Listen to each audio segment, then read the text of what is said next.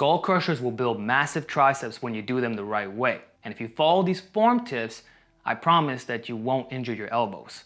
Take it from someone who suffers from hypermobility and had pain from a young age.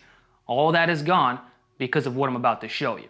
My first and most important tip is to never open an arm day or the end of your push workout with a skull crusher or any extension. You always want to start with a push down to drive in that synovial fluid.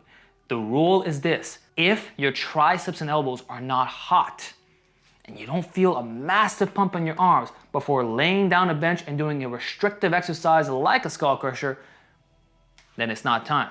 And here, I recommend using an implement that allows your elbows to move naturally. Now, many of you, that's gonna be a single rope, but for you wider guys, I don't like the fact that you can't fully spread. So I recommend 2 sets of 12 to 15 reps.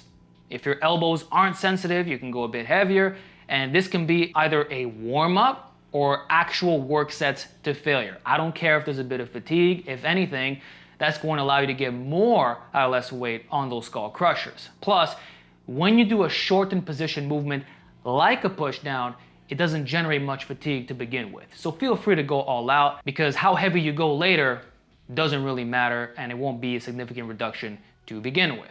I would not use a V-bar or anything that'll mimic the same grip as your skull crusher. You want a complementary motion that is very elbow friendly. So we're talking about single arm, dual rope, or dual cables. As long as you do this, honestly, any tip I give you after, even if you're not using the best form arm skull crushers, might not be as important. And one more thing about the push down, ensure that the direction of resistance is diagonal when you're facing it. Because if you get really close like this, it's not as short and biased, because it's more vertical, right? But if I'm coming back here, now it's really the squeeze that's getting emphasized. It's not gonna be like using bands, but this will be the limiting factor.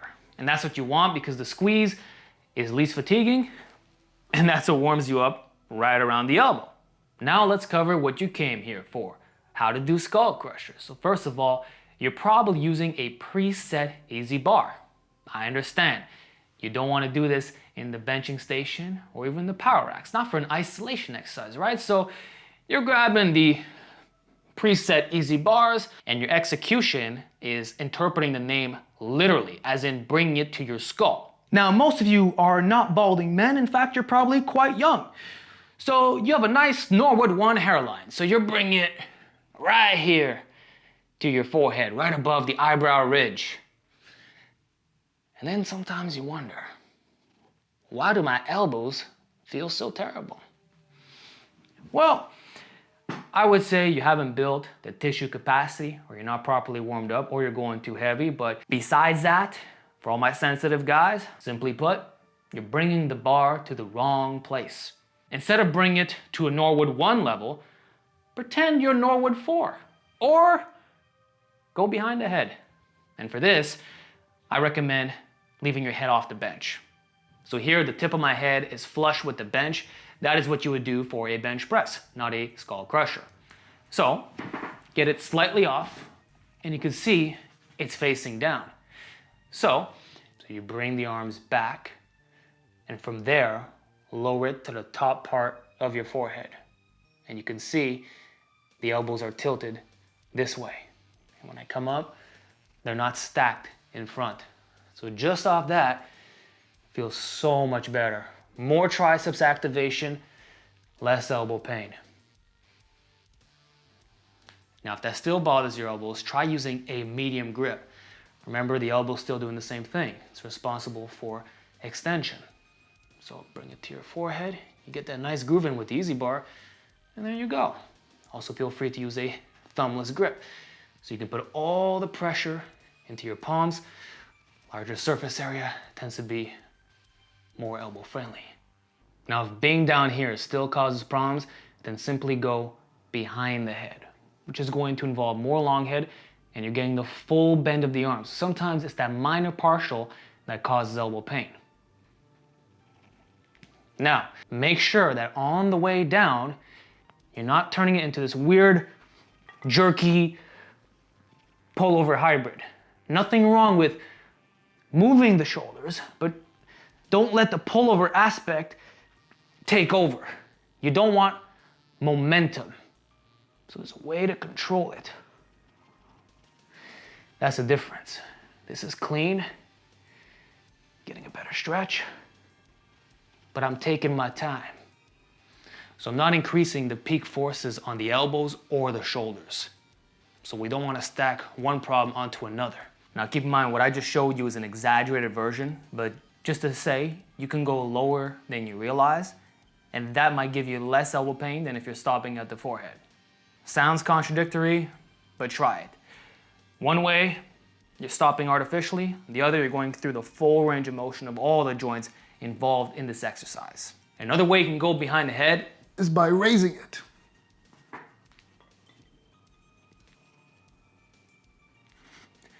This way you don't have to worry about where it is in relation to the bench, because sometimes it could be confusing. Like, how far off the edge are you? You know? Another tip, this is a big one. Stop worrying so much about your elbows. Oftentimes you will hear that in order to activate the triceps, you need to tuck them in. But as I mentioned at the beginning, it doesn't matter which direction they're facing. Whether I'm extending here, here, here, it does one thing. And you want to be in a position that matches up with your build. And obviously, if using that medium grip, you're gonna have some more flair. So if I'm close, of course I'll be more tucked. But if I'm a bit wider, my arms aren't gonna be all the way in. If I try to do that, that's unnatural, and I'm creating more lateral forces on the elbow. Now right here, you can see my forearms are a little bit internally rotated. If I try to tuck, I mean, it works, because now I'm in alignment, right? But it's still not totally natural, and this is only doable with lighter weights. The moment I try to go above 100 pounds, this is gonna start to feel a little bit wanky, okay? Now, if I use that wider grip, notice how I'm already stacked, and I don't have to do anything to my elbows. They're already a little bit forward and tucked, you could say, but if I try to flare, it's like, I don't wanna do that, but if I do a little bit, it's not overdone. Like, it still looks aligned with my actual grip. So what I'm saying is, just let your elbows move, because either way, you're doing a restrictive bar extension. And if you're bringing the bar to the correct place, controlling your repetitions, and you did push downs before, then the goal is not to overload. So even if you do get better leverages by being slightly flared out, because you're closer to your center of mass, you're not in your strongest position to begin with. So it's still self-limiting. And that's something I want to touch upon again. If you really control that negative, maybe even pause for a brief second, and you don't rush out. There's nothing wrong with a controlled positive either. This is an isolation exercise, and you won't hurt motor unit recruitment that much, especially if you go to failure. If you do skull crushers, control from bottom to top. That eliminates all those weird forces around your elbow. Tell me you're gonna injure yourself doing that, even if you got a little bit of flair. You won't.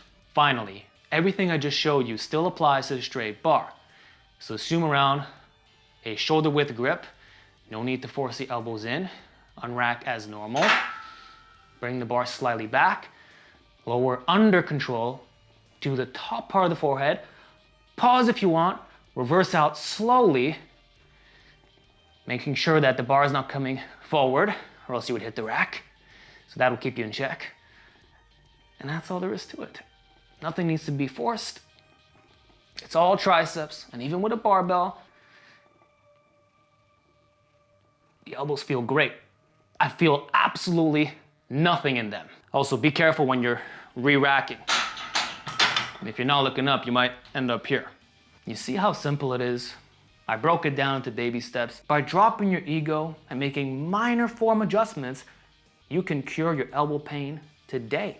And the more you do skull crushers like this, I'd argue, you'll even strengthen them, thus staying in your long-term programming and building enormous triceps.